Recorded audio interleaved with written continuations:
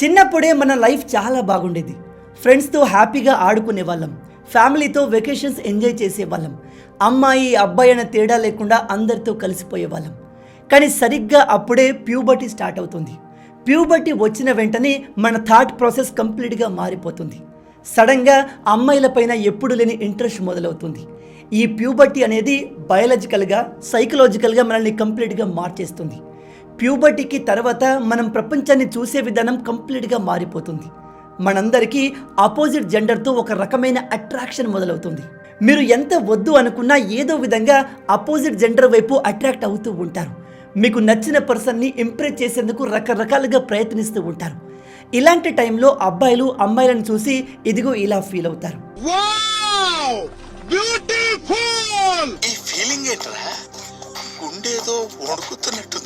Puberty తర్వాత ఇలాంటివి జరగడం సర్వసాధారణం.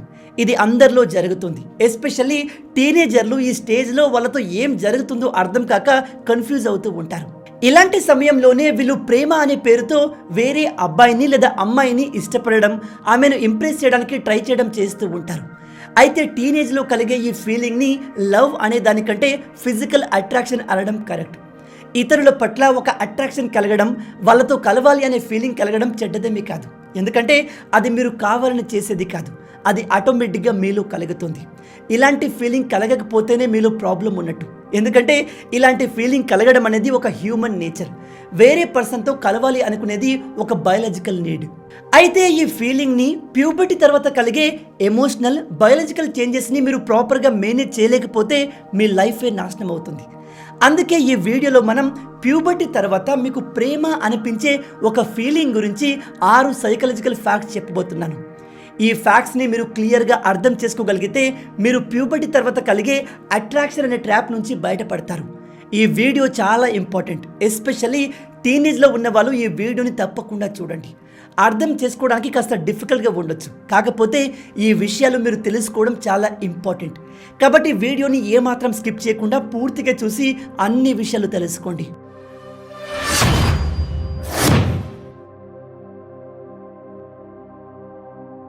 Number 1, understand the science of love.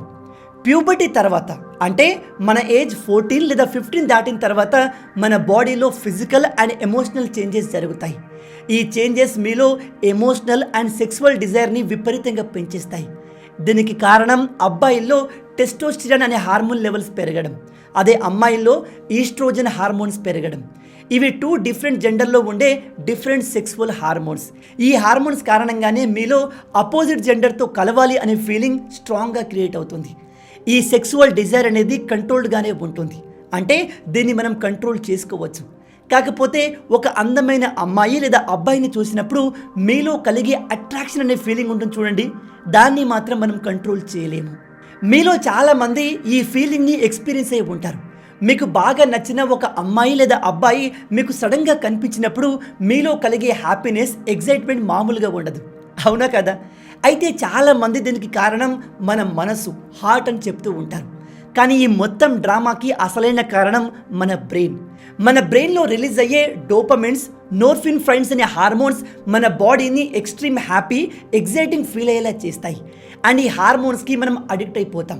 అందుకే మనం ప్రతిసారి ఆ ఫీలింగ్ని పొందేందుకు ఒక అమ్మాయిని లేదా అబ్బాయిని సెలెక్ట్ చేసుకుని తనతో మాట్లాడడం, తనతో ప్రేమలో పడడం లాంటివి చేస్తూ ఉంటాం. ఇది ఒక రకంగా వ్యసనం అని చెప్పవచ్చు. కాకపోతే ఇది ప్రతి ఒక్కరి లైఫ్లో జరిగేదే అండ్ జరగాల్సింది.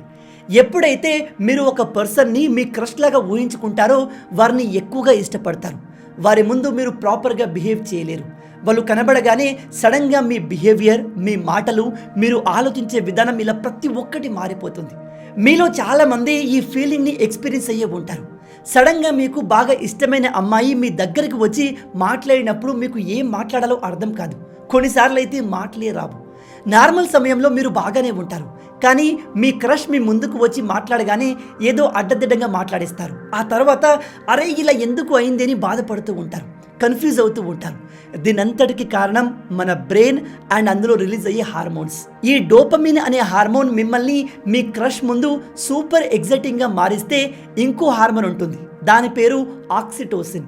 ఇది ఒక పర్సన్తో మిమ్మల్ని లాంగ్ టర్మ్ రిలేషన్షిప్ని డెవలప్ చేసుకునేందుకు ఉపయోగపడుతుంది. ఈ విధంగా మనలో కలిగే లవ్ అనే ఫీలింగ్ అనేది మన బాడీలో జరిగే ఒక కెమికల్ రియాక్షన్ మాత్రమే. దీనంతటికి కారణం మనం హార్ట్ లేదా మనసు అనుకుంటాం. కాకపోతే ఇక్కడ అసలైన గేమర్ మన బ్రెయిన్. కాబట్టి ఇకపై నుంచి మీరు మీ క్రష్ని నువ్వు నా మనసులో ఉన్నావు అని చెప్పకండి, నువ్వు నా బ్రెయిన్లో ఉన్నావు అని చెప్పండి. ఎందుకంటే సైంటిఫికల్లీ ఇదే కరెక్ట్. అయితే ఇలాంటి డ్రామాలో మీరు పడకూడదు. ఈ ప్యాచప్లు బ్రేకప్లు నాకు వద్దు అనుకుంటే మీరు మీలో కలిగే మీ హార్మోన్స్ని కంట్రోల్ చేయండి, మీ ఫీలింగ్స్ని కంట్రోల్ చేయండి. మరి అది ఎలా బ్రదర్ అంటే, మీరు ప్యూబర్టీ దాటిన తర్వాత ఒకే పర్టికులర్ పర్సన్ పైన ఇష్టం పెట్టుకుని వాళ్ళే మీ సర్వస్వంగా జీవిస్తూ ఉంటారు. కానీ అది మీ ఫీలింగ్ మాత్రమే.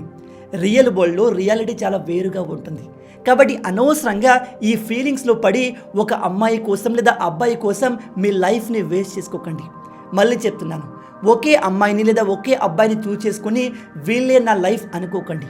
అలా అనుకున్న వాళ్ళందరూ కూడా ఎమోషనల్లీ ఫిజికల్లీ వీక్ అయి చివరికి లైఫ్లో కూడా ఫెయిల్ అయిపోయారు. కాబట్టి wake up in to the reality, live in real world.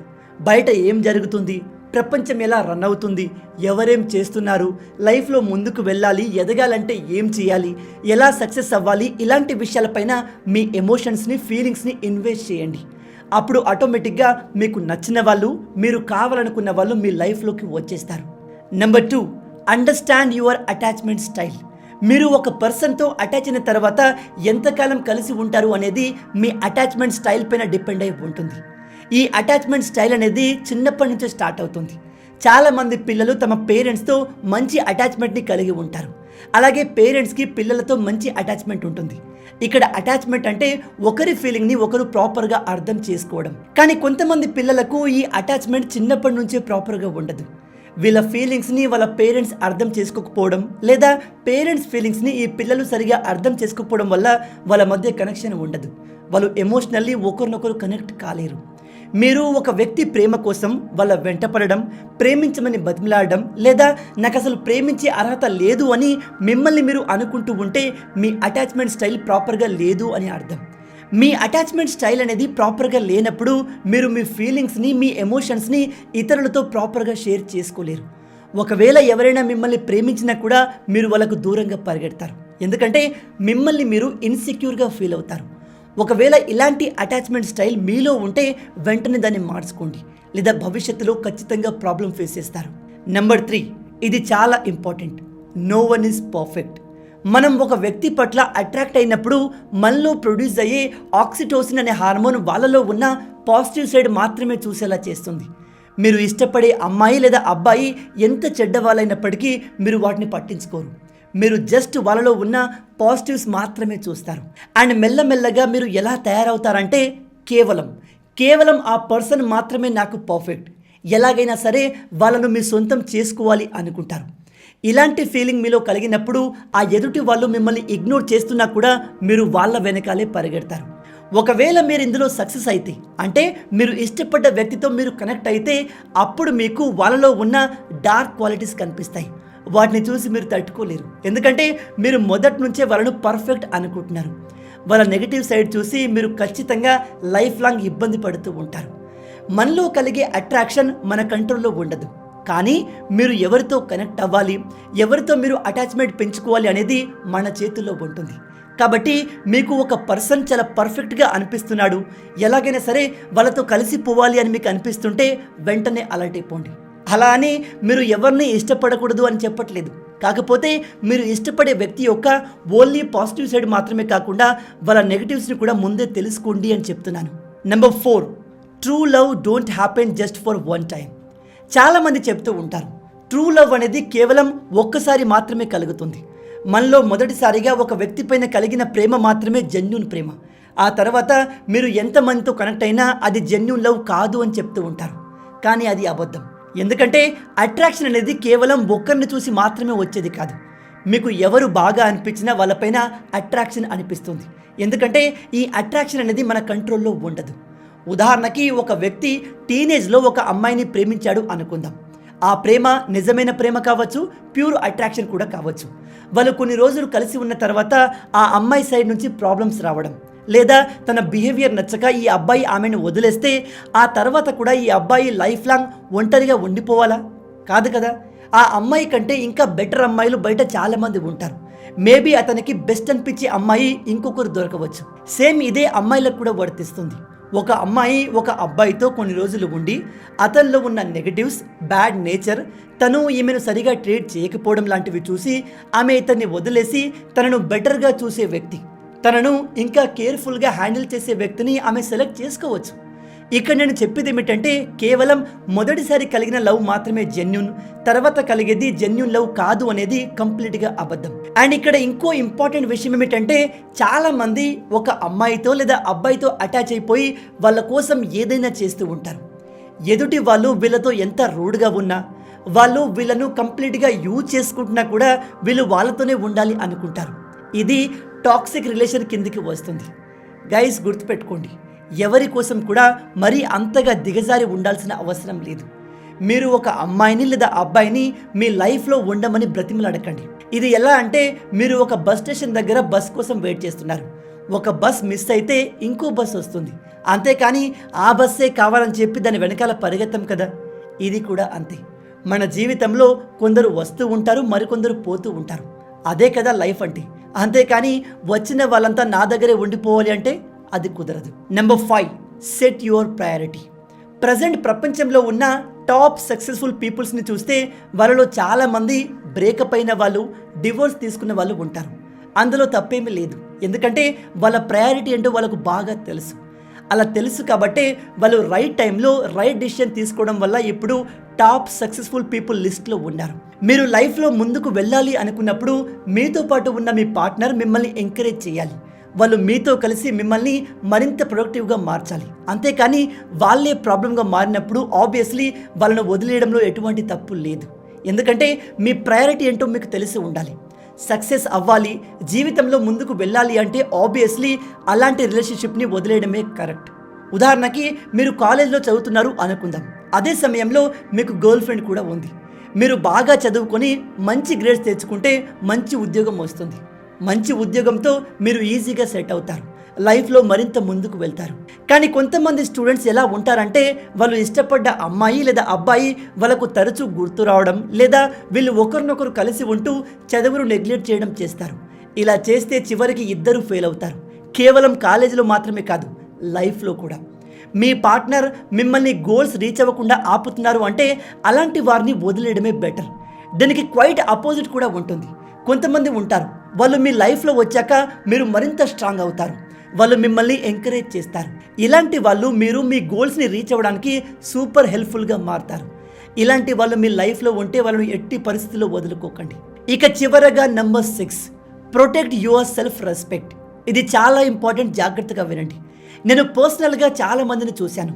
కొంతమంది అబ్బాయిలు వాళ్ళకు నచ్చిన అమ్మాయిని ఇంప్రెస్ చేయడానికి, ఆమెతో ప్రేమలో వెళ్లేందుకు తమ సెల్ఫ్ రెస్పెక్ట్ని చంపుకొని చెయ్యరాని పనులు చేస్తారు. ఆ అమ్మాయి వెనకాల పరిగెడుతూ ఉంటారు. సోషల్ మీడియాలో ఆ అమ్మాయికి మెసేజ్లు చేస్తూ ఉంటారు. ఆ అమ్మాయి వీళ్ళను పబ్లిక్గా అవమానించినా కూడా వాళ్ళ వెనకాలే వెళ్తూ ఉంటారు. మరికొంతమంది అమ్మాయిలు ఉంటారు, వీళ్ళు రిలేషన్లోకి వచ్చాక కూడా వాళ్ళ బాయ్ ఫ్రెండ్స్తో నానా చాకరీ చేయించుకుంటారు. దానికి అబ్బాయిలు కూడా నో చెప్పకుండా జస్ట్ వాళ్ళు చెప్పినట్టు ఆడుతూ ఉంటారు. గుర్తుపెట్టుకోండి, సెల్ఫ్ రెస్పెక్ట్ అనేది ఇంపార్టెంట్ మాత్రమే కాదు, వెరీ వెరీ వెరీ ఇంపార్టెంట్. మిమ్మల్ని రెస్పెక్ట్ చేయని పార్ట్నర్, మీకు మీ టైంకి వాల్యూ ఇవ్వని పార్ట్నర్తో ఉండడం నరకం. ఒక అమ్మాయి లేదా అబ్బాయి ప్రేమ కోసం మీ వాల్యూని తగ్గించుకోకండి. సో గైస్, విన్నారు కదా, మొత్తంగా ఇవి లవ్ అండ్ అట్రాక్షన్కి సంబంధించిన కొన్ని సైకలాజికల్ ఫ్యాక్ట్స్. మీలో ఎంతమంది ఇంతకు ముందు రాంగ్ పార్ట్నర్తో ఉండి మీ వాల్యూని మీరు రియలైజ్ అయ్యి ఆ రిలేషన్ నుంచి బయటకు వచ్చేసారు? కింద కామెంట్లో చెప్పండి. గుర్తుపెట్టుకోండి, ట్రూ లవ్ అనేది కేవలం ఒక్కసారి మాత్రమే కలుగుతుంది అనేది పచ్చి అబద్ధం. ఈ వీడియోని ఖచ్చితంగా మీ సింగిల్ ఫ్రెండ్స్తో షేర్ చేసుకోండి. ఎస్పెషల్లీ టీనేజ్లో ఉన్న మీ ఫ్రెండ్స్తో షేర్ చేసుకోండి. ఈవెన్ రిలేషన్లో ఉండి ఇబ్బంది పడుతున్న ఫ్రెండ్స్తో కూడా షేర్ చేసుకోండి. ఈ విషయాలు వాళ్ళకు చాలా ఉపయోగపడతాయి. సో గైస్, విన్నారు కదా, మొత్తంగా ఇవి ఈ వీడియోకి సంబంధించిన పూర్తి విషయాలు. ఈ వీడియో మీకు నచ్చింది అనుకుంటున్నాను.